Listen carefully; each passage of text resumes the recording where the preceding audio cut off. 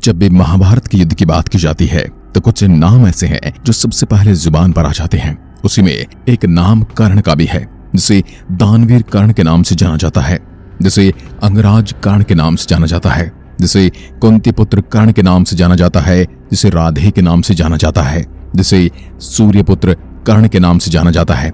नियति ने कर्ण के साथ हमेशा ही अन्याय किया है। महाबली कर्ण बहुत ही पराक्रमी योद्धा थे। उनका चरित्र ऐसा है जिससे हमें बहुत कुछ सीखने को मिलता है। कर्ण शूरवीर होने के साथ साथ दानवीर भी थे। ऐसा दानवीर न धरती पर कभी हुआ और न कभी होगा। वह दानवीर कर्ण के नाम से इस संसार में हमेशा ही अमर रहेंगे। भगवान श्री कृष्ण भी कर्ण को संसार का सबसे बड़ा दानी मानते थे। महाभारत में कर्ण और कृष्ण का रिश्ता काफी खास था। कृष्ण ने कर्ण को सही दिशा में लाने के लिए हर संभव प्रयास किए, लेकिन कर्ण अपने वचन से बंधे हुए थे। उन्होंने महाभारत का युद्ध कौरवों की ओर से लड़ा और उन्होंने अपने परम मित्र दुर्योधन का साथ दिया। जब महाभारत का युद्ध चल रहा था तो श्री कृष्ण अर्जुन के सारथी थे। उन्होंने सारथी के रूप में अर्जुन को अनेकों प्रकार से बचाया। श्री कृष्ण ने अर्जुन से कहा, अब तुम्हारा सामना ऐसे वीर योद्धा से होने वाला है जो अपराजय है, जो सबसे श्रेष्ठ धनुर्धर है, जिसकी कभी पराजय नहीं हो सकती। अर्जुन ने पूछा, हे माधव, ऐसा कौन सा योद्धा है जो अपराजय है? श्री कृष्ण कहते हैं कि हे पार्थ, वह योद्धा दानवीर कर्ण है। वही दानवीर जो बिना सोचे समझे ही अपना सब कुछ दान में दे देता है। उसके द्वार से कोई खाली हाथ नहीं लौटता। फिर अर्जुन और कर्ण का द्वंद्व युद्ध शुरू हुआ और कुछ समय होने के बाद श्री कृष्ण अपने रथ को युद्ध से दूर एकांत में ले जाते हैं और कर्ण इनका पीछा करते हैं और ललकारते हैं, हे अर्जुन, भगोड़ों की तरह भागते कहाँ हो? तभी श्री कृष्ण रथ को कर्ण के रथ के सामने ला देते हैं और कर्ण के रथ के पहिए भूमि में फंस जाते हैं। कर्ण अपने रथ के पहिए को निकालने लग जाता है और उसी वक्त श्री कृष्ण अर्जुन से कहते हैं कि हे कर्ण का वध करने का सही समय है।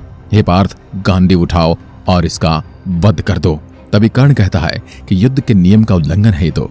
हे कृष्ण, एक योद्धा को निहत्था मारकर पाप के भागीदार न बनो। हे अर्जुन, ये क्षत्रियों की भाषा नहीं होती, ये क्षत्रियों के तौर तरीके नहीं होते।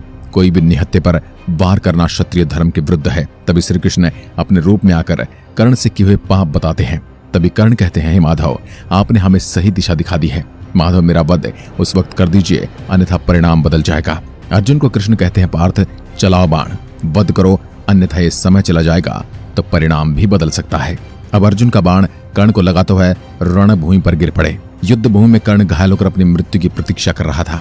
उस समय अर्जुन ने भगवान कृष्ण से कहा कि आपका दानवीर कर्ण असहाय होकर मृत्यु का आलिंगन करने के लिए प्रतीक्षा कर रहा है। इस पर श्री कृष्ण ने कहा कि कर्ण को उसकी वीरता और दानवीर होने के लिए सदैव याद रखा जाएगा। तो उन्होंने भगवान श्री कृष्ण से कहा कि मैं नहीं मानता कि सबसे बड़ा दानवीर है। ये कैसे सबसे बड़ा दानवीर हो सकता है? इस बात को साबित करने के लिए कृष्ण भगवान ब्राह्मण के वेश में पहुंचे और कर्ण को प्रणाम किया। तब ब्राह्मण ने कर्ण से कहा कि हे दानवीर कर्ण, मैं आपसे कुछ मांगने आया हूँ। हे ब्राह्मण देव, मैं भूमि पर असहाय पड़ा हूँ, मैं आपको भला क्या दे सकता हूँ? उस पर ब्राह्मण ने कहा कि आपके पास आज भी एक ऐसी चीज है जिसे आप दान में दे सकते हैं, लेकिन आपके हालात देखकर अब कुछ नहीं मांगना चाहता, क्योंकि आप इस हालात में क्या दे सकोगे? ये सुनकर कर्ण ने पास पड़े पत्थर से अपने सोने के दांत तोड़ दिए, ब्राह्मण को अर्पण करने लगे। ब्राह्मण ने कहा, दानवीर, क्या तुम यह लहू में लिपटा हुआ दांत मुझे दान करोगे? इसे शुद्ध करके दान कीजिए। फिर कर्ण ने अपने पास पड़े बाणों को हाथ में उठा और मां गंगा का आह्वान किया। तब मां गंगा की सहायता से कर्ण ने उस दांत को पवित्र किया और ब्राह्मण देव को अर्पित कर दिया। कर्ण समझ गए थे कि ये कोई साधारण ब्राह्मण तो नहीं हो सकता, इसलिए उन्होंने ब्राह्मण से कहा कि कृपा आप अपना असली रूप दिखाइए और मुझे दर्शन दीजिए। इसके बाद भगवान कृष्ण ने अपने दर्शन दिए और कर्ण को वरदान मांगने को कहा। उसके बाद कर्ण ने भगवान श्री कृष्ण से 3 वरदान मांगे। पहले वरदान में कर्ण ने अपने साथ हुए अन्याय को याद करते हुए भगवान कृष्ण के अगले जन्म में उसके वर्ग के लोगों के कल्याण करने को कहा। दूसरे वरदान में भगवान कृष्ण का जन्म अपने राज्य में लेने को कहा। कर्ण ने तीसरा वरदान मांगा भगवान श्री कृष्ण से और कहा कि कृष्ण, मेरा अंतिम संस्कार उस जगह करना जो धरती बिल्कुल पाप मुक्त हो। भगवान ने वरदान तो दे दिए, लेकिन तीसरा वरदान देने के बाद वह दुविधा में पड़ गए और सोचने लगे कि ऐसी कौन सी जगह जो पाप मुक्त हो। ब्रह्मांड का कोना कोना ढूंढ लिया, लेकिन ऐसी कोई जगह नहीं मिली जो पाप मुक्त हो।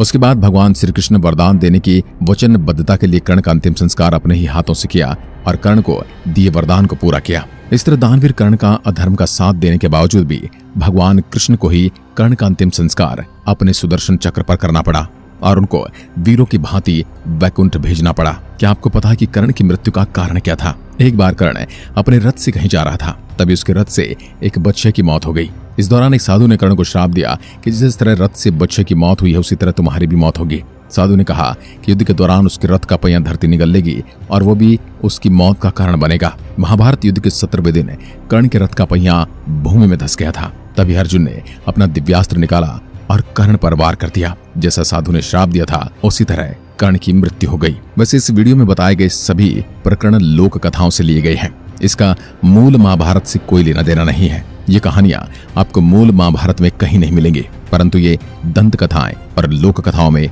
काफी प्रचलित हैं। आज की वीडियो में बस इतना ही। जय हिंद, जय भारत।